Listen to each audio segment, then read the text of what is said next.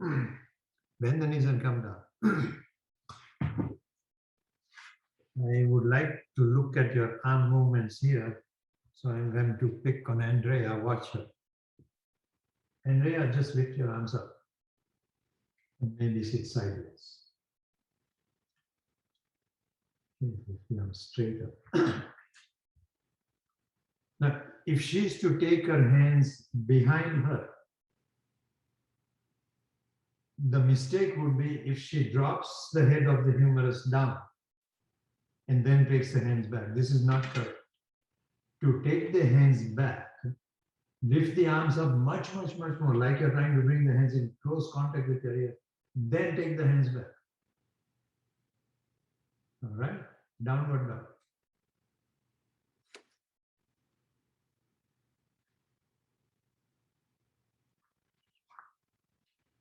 Same logic has to apply in downward dog.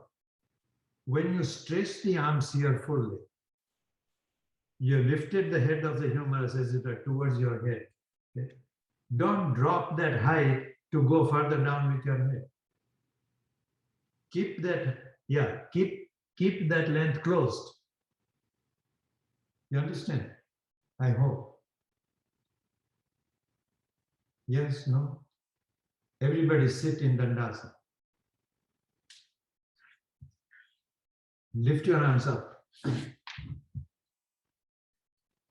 Lift them up as high up as you can. Keeping that contact, take the arms back behind you as you can. That should be the action in downward dog. Do the opposite, bring the hands forward. Just to learn, not as a regular practice. Drop the head of the humerus down. Now take the hands back. This is impinging on your clavicle and on the scapula. Cannot be done. Must not be done.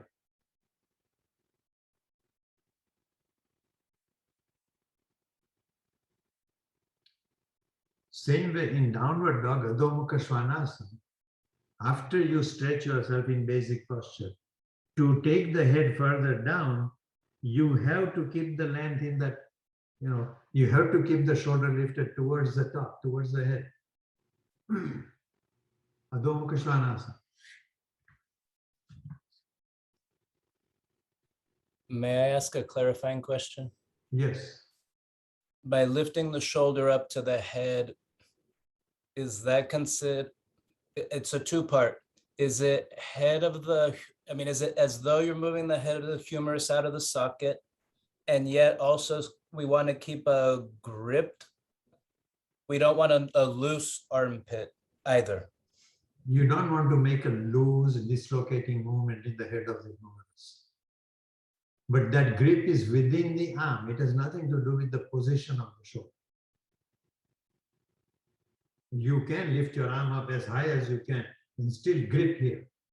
So in downward dog, move the head of the humerus, both heads of the humeri, towards the floor, towards the ears. Don't shorten that distance to take the head down. And watch carefully. Andrea is not here. I will try and show what I want you to do. Suppose I want to go into downward dog from here. From the very beginning, don't make this mistake. So downward dog is not taken from here. So I hold the mat and begin to go to downward dog here. Okay? Don't drop your head like this. And in so doing, I'm already moving the head of the humerus towards my pelvis as it is. Don't do that. Be very careful. Lift up opposite way. Retain that sense as you go to downward dog. Even if you are not body is not flexible, don't drop like this. As soon as you begin the initial movement of preparing to go to downward dog, already start lifting the head away from the floor, head of the humerus towards the ears, so that when you drop the head, that space is not increased. The head drops, as it were, from your mid-thoracic vertebra, not by decreasing the distance of the head of the humerus that we adjusted already. From Baddha Konasana position, Supta Baddha Konasana, When you stretch the legs out to Shavasana, you have to be careful in that the distance between the heel is not very wide. Between the two heels, it's only about a foot, even less. Slowly stretch your legs out.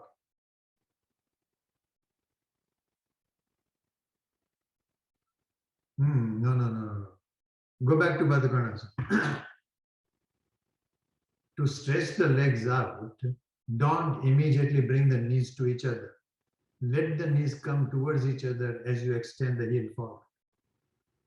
So in the top of the femur, an external rotation remains from the beginning.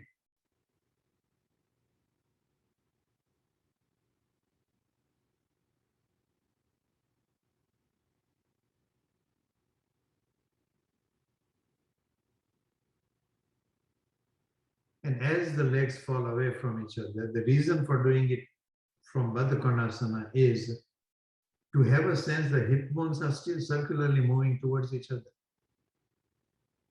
As the thighs rotate out, the hip bones are not taken out. So that in the groin, there is still a sense of depth.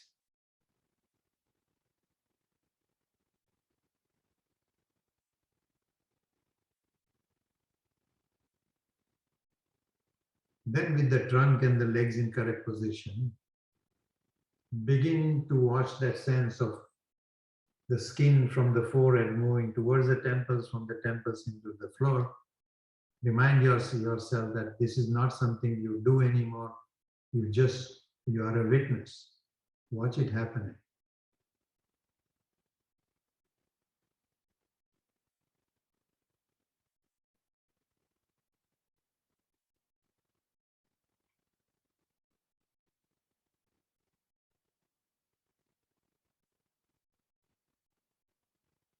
In Shavasana, if there is enough space around you, the hands are definitely taken away from your body, from your torso, but only about 30 degrees. Hand is definitely not lifted beyond the line of your shoulder.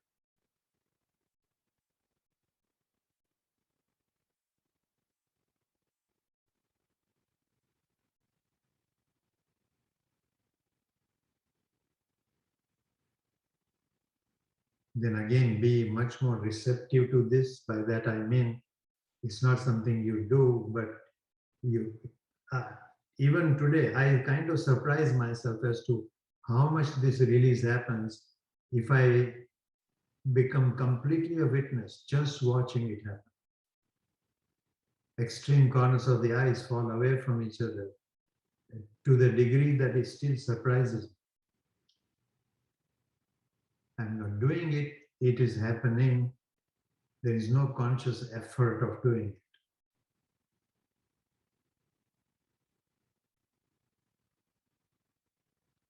Similarly, extreme corners of nostrils are seen to be falling away from each other.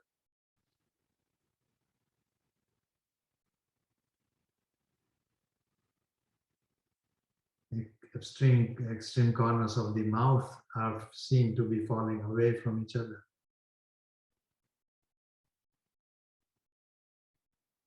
In the process, all the facial muscles become more and more and more passive. And I want to receive that passivity more particularly in the lips. So breathe in, out easily, naturally. From the lips, the sensation goes to the gums, from the gums to the jaws, and from the jaws to the inner ears.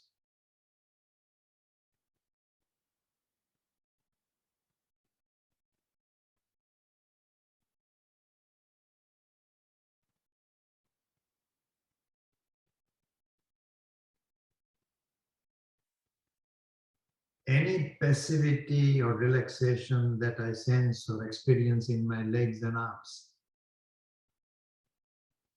is looked upon as allowing the bones to be longer and longer and longer, as though the bones are connected to inner ears and are hanging from there.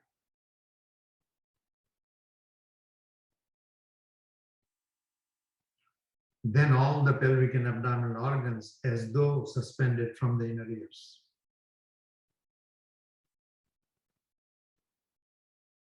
Something that you want to be a little careful with is when your attention is drawn to different organs, instead of having direct connection of the organ to the ears, your eyes begin to move towards the organs. The eye should remain completely introjected, not moving from one organ to the other. Your mental eye, meaning thought, goes to different parts. Don't let the physical eye move. And don't stop the movement of physical eye by any kind of effort or harshness. It is by letting go, by completing, if you will, that sense of introjection of the sense of sight.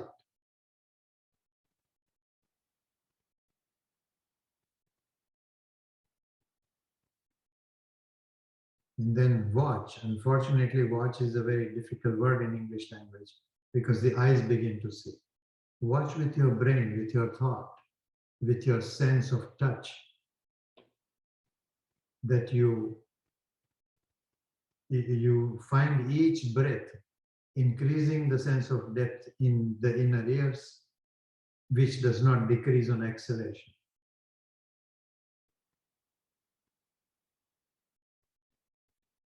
And into that ever increasing depth in the inner ears, the brain begins to as though fall from the front of the forehead to the back of the skull, from there into the space of the inner ears, where the sense of I, the brain, becomes smaller and smaller and smaller, especially if I'm not talking.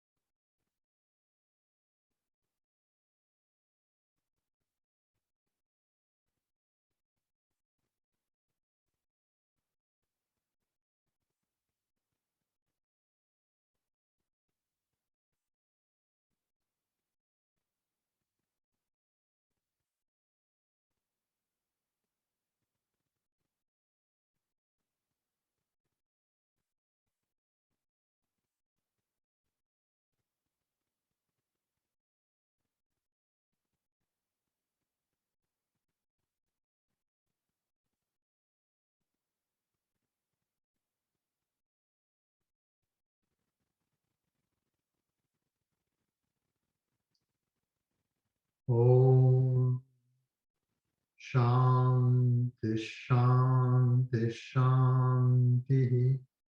Harihi Om Shri Gurubhyo Namaha. Harihi Om. Thank you. Let the eyes open. Breathing as you wish to, without holding the breath, bending the knees, roll to the right and sit up.